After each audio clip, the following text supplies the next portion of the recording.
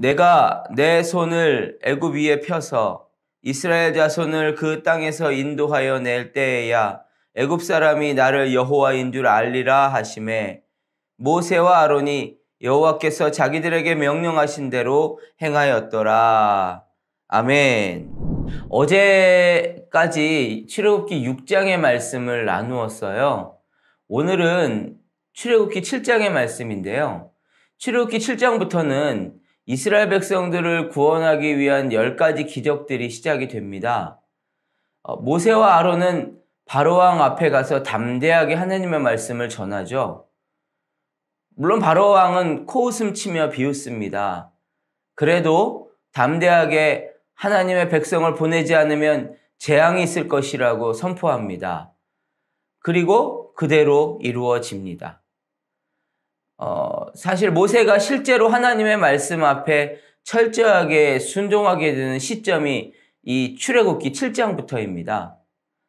오늘 읽은 본문에 그렇게 기록이 되어 있어요. 모세와 아론이 여호와께서 자기들에게 명령하신 대로 행하였더라. 모세가 철저하게 하나님 말씀에 순종하기 시작하니까 하나님의 계획이 순조롭게 시작이 된 거예요. 놀라운 일들이 일어나기 시작했습니다. 사실 모세의 삶을 계속 지난 며칠간 나눴지만 모세는 처음부터 하나님 말씀에 전적으로 순종하지 못했습니다. 하나님 말씀에 토를 달고 못하겠다고 버티고 조건도 달고 자기의 부족함을 계속 내세웠어요. 오죽하면 하나님께서 화를 내실 정도로 하나님을 속상하게 했습니다. 하나님께서 당신의 전능함을 3번이나 강조하실 정도로 순종하는 것을 주저했습니다. 그러다가 이 출애굽기 7장에 들어와서야 간신히 하나님께서 말씀하신 대로 순종을 시작합니다. 드디어 이제 모세는 자신의 부족함을 바라보기보다 하나님의 전능하심을 바라보기 시작한 것입니다. 모세가 순종하기 시작하는 순간 상상할 수도 없었던 기적들이 시작되었습니다. 여러분, 하나님의 말씀을 신뢰하고 여러분에게 주신 뜻에 한번 순종해 보세요. 정말 놀라운 일이 시작될 거예요. 역동적이고 열매가 가득한 삶이 여러분에게 시작될 겁니다.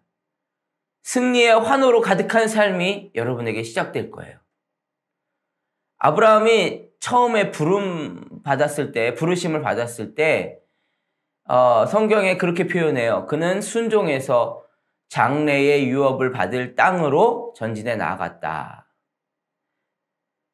그때 그는 갈 바를 정확하게 알지 못하고 출발했습니다. 그럼에도 불구하고 하나님 말씀에 순종했고 또 결국 아브라함은 하나님께서 주신 모든 유업을 다 소유하게 되었습니다. 현대 선교의 아버지라고 불리는 위대한 선교사 윌리엄 캐리는 그렇게 내세울 만한 학력이 없는 그런 사람이었습니다. 어느 날 그가 성경을 읽다가 너희는 가서 모든 족속으로 제자를 삼아 아버지와 아들과 성령의 이름으로 세례를 주고 내가 너희에게 분부한 모든 것을 가르쳐 지키게 하라. 이 말씀에 은혜를 받았다고 그래요. 그는 말씀 그대로 순종하기로 결심했습니다.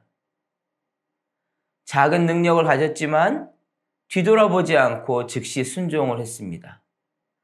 순종의 사람이었습니다. 순종의 사람 윌리엄 캐리는 세계 선교의 문을 연 분으로 그의 나머지 일생이 정말 찬란하게 쓰임을 받았지요. 오늘 여러분의 삶에 순종이 시작되기 바랍니다. 순종은 기적의 시작입니다.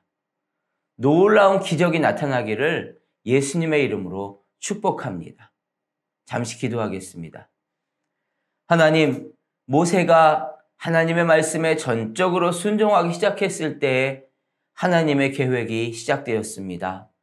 모세가 하나님의 말씀을 명령하신 대로 그대로 순종하니까 애굽에 놀라운 기적들이 선포되기 시작했습니다. 하나님, 우리의 삶에 하나님의 말씀 그대로 순종하는 역사가 있기를 원합니다. 우리가 하나님의 말씀에 그대로 순종하기 시작할 때에 우리의 삶에 놀라운 기적이 시작될 줄로 믿습니다. 순종하는 예배자, 순종하는 기도자가 되게 하여 주시옵소서. 순종 가운데 하나님의 일을 이루어드리며 순종 가운데 하나님의 나라를 확장하는 기적의 사람으로 쓰임받게 하여 주옵소서. 예수님의 이름으로 기도하옵나이다. 아멘.